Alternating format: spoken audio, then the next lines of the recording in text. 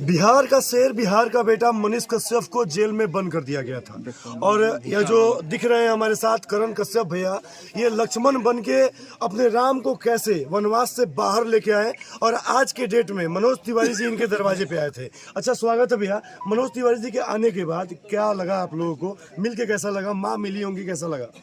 बहुत खुशी हुई। सबसे पहले पूरा चंपारण आज सिस्टम हैक हो गया था। अच्छा, सिस्टम हैक हो गया था। रोडों पे पूरा भीड़, छपवा के दृश्य देखिएगा, मैं आपको शेयर कर दूंगा।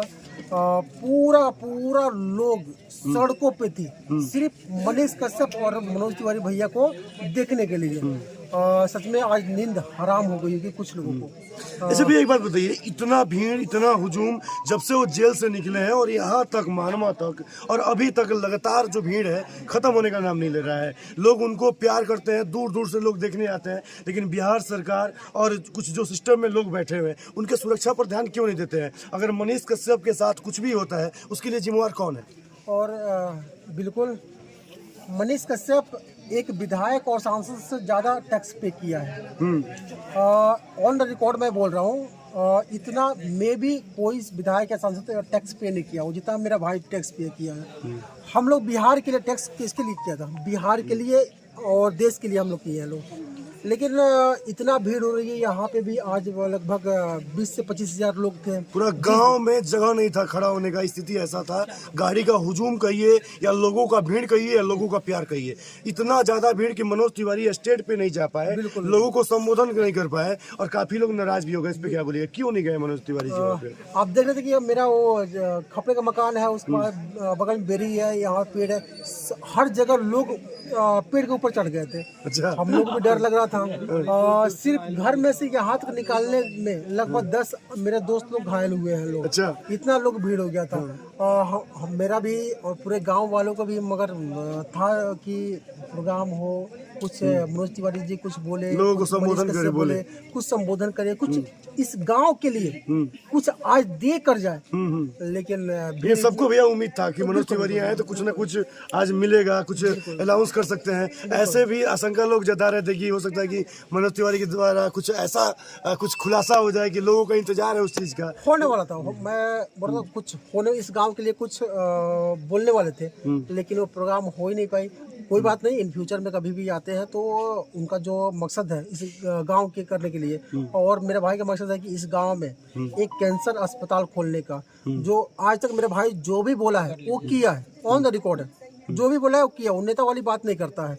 लेकिन अब देखिए जैसे वो आगे बढ़ता है, आप लोग साथ देते हैं, तो वो हमारे इस गांव में, इस महानवा डुमरी में गांव में लगभग बिहार का सबसे बड़ा कैंसर अस्पताल खोलने की हमारी इच्छा है, मनीष कश्यप की इच्छा है। बाकी डिपेंड करता है इन फ्यूचर में कैसे, मगर आप लोग साथ देते हैं क्या नहीं देते हैं। अच्छा, माँ मिली मनोज तिवारी जी से, क्या बात हुई माँ से और मनोज तिवारी जी से, जिसका इसके बताइए ताकि बिहार के लोग भी जाने। मनोज तिवारी भैया ने बोला था कि हाँ जी, उस शेरनी माँ से, उस लक्ष्मीबाई माँ से मुझे मिलना है, जो 2-2 राज्य मिलकर एक बेटे पे प्रहार कर रही थी, दबा रही थी, नोच रही थी। अभिमन्यु जी से हर तरफ से छुड़ा भाला से गांथ रहा था लोग। उस माँ ने अच्छा भैया, अभी माफी चाहते हैं, डिस्टर्ब करेंगे। अभिमन्यु का बात बोले हैं भैया, एक सेकंड, अभिमन्यु का बात बोले हैं ना भैया, जिस तरह आप लोग महाभारत अगर देखे हैं तो देखते हैं कि अर्जुन युद्ध लड़ रहे हैं और कृष्ण उनका सारथी बने हुए हैं। तो आज के कृष्ण हमारे सामने हैं। और नहीं, आप मानिए नहीं मानिए, यह बिहार जानता है और बिहार के तमाम लोग जानते हैं कि किस प्रकार आप कृष्ण बन के और अर्जुन का साथ निभाया। इसके लिए भैया सैल्यूट है। और बिहार की तमाम माँ आपको आशीर्वाद देती है और चाहती है कि करण जैसा बेटा हमारे घर में आए, हमारा बेटा बने। और आज हम क्या बोले भैया, हम इंटरव्यू के मूड में तो नहीं आए थे, लेकिन फिर भी हम इतना ही कहेंगे कि वैसे लोग जो माँ को और एक फौजी के पत्नी को गाली देते हैं, उसके बारे में क्या बोलिएगा? देखिए, उससे उनका संस्कार दिखता है। बात करता मनोज भैया पे, तो उस माँ से मिलने आए थे, उस शेरनी माँ से, उस लक्ष्मीबाई माँ से मिलने आए थे, जो अपने बेटे को प्रोटेक्ट करने के लिए, अपने बेटे को रक्षा करने के लिए सड़कों से लेकर तमिलनाडु से लेकर बिहार से लेकर दिल्ली तक हर जगह वो दिखी है। तो उस माँ से मिलने आए थे, बातें की है और मेरे भाई ने अपनी कहानी बयां किया। ये ऐसे से मेरे घर का कुर्की हुआ जो हमारे नाम पे नहीं है, मेरे पिताजी के नाम पे नहीं है, एक फौज मेरे बाबा जी के नाम पे है, फिर भी हमारे घर का कुर्की कर देगा, मैं हमारे चापाकल को उखाड़ देगा। जो संविधान में नहीं लिखा हुआ कि चापाकल को हवा पानी को नहीं रोक सकते हैं, फिर भी उसको मनीष कश्यप पे सब कानून का दुरुपयोग हुआ ही। जो भी हो सका वो उनको बर्बाद करने के लिए किया गया। तो वही अपना चीज़ों को, अपना दिल की बया को वो मनोज भैया से बोले और बाकी। अच्छा भैया, वो राज क्या बात है, हम लोग को नहीं पूछना चाहिए, लेकिन फिर भी इन तमाम लोगों के लिए जो देख रहे हैं पूछ देते हैं। इन लोगों के मन का सवाल है, कब तक लग रहा है कि मनीष भैया को टिकट उकट मिलेगा क्या बीजेपी से, क्या लग रहा है? देखिए, अब ये सब चीज़ें मैं बिलोंग करता भी नहीं, मतलब अब मुझे ये सब चीज़ें नॉलेज भी नहीं है। बाकी लेकिन देखिए, पूरा बिहार का जनता यह जरूर चाहता है कि मनीष कश्यप हमारा सीएम बने, हमारा सांसद और हमारा विधायक बने। बाकी हम मनीष भैया को ज़्यादा परेशान नहीं करेंगे कि कंटिन्यू आज कई दिनों से ये परेशान है, तबाह है और काफ़ी थके हुए भी हैं।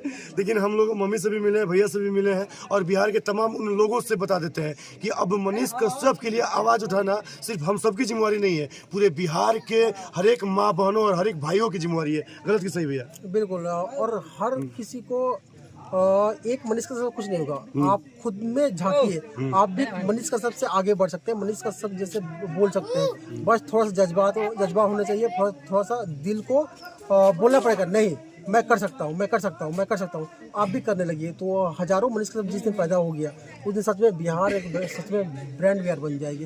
तो अपने ऊर्जा को जगाइए, अपने ताकत को जगाइए और इस माइक की ताकत को समझिए और लोगों से सवाल कीजिए, क्योंकि आप टैक्स देते हैं, आपके टैक्स के पैसे से कोई विधायक सांसद की जो लग्जरी लाइफ जीते हैं वो जीते हैं, चाहे कोई भी, चाहे कोई प्रशासन हो, चाहे प्रधानमंत्री, राष्ट्रपति, जो भी हो, आपके टैक्स के पैसे से ही कोई भी अपना लग्जरी लाइफ जीता है। मतलब हम मालिक हैं और वो हम सभी के सेवक हैं, और सेवक को सेवक की तरह रहना है। अगर सेवक भूल जाए सेवा करना तो 300 का मोबाइल उठाइए, 3000 का मोबाइल उठाइए, 300 का माइक उठाइए और मनीष कश्यप बन जाइए और सवाल कीजिए और बिहार को बदल दीजिए। जय हिंद, जय भारत।